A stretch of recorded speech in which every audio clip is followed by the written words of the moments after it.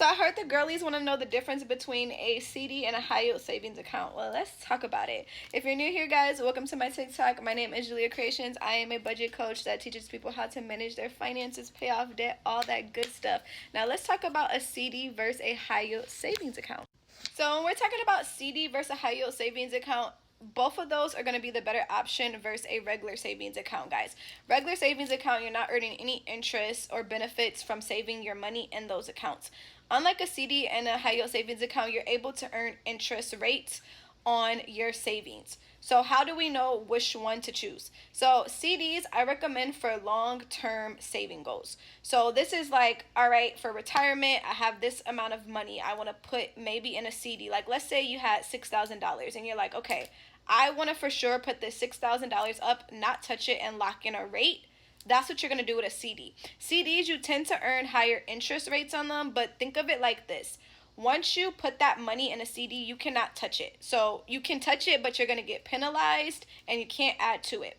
Unlike a high yield savings account, you can put money in there, take it out as you need to with still pretty high interest rates. I personally have my high yield savings account that I use in my link tree, so you guys can check it out and see if it's one you want to go with.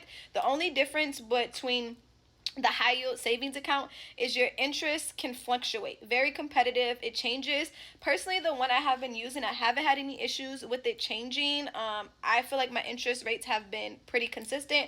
Unlike a CD, it's a locked rate. And that's still another con, because if you are getting a better deal, you've already locked in that CD for the time that you have.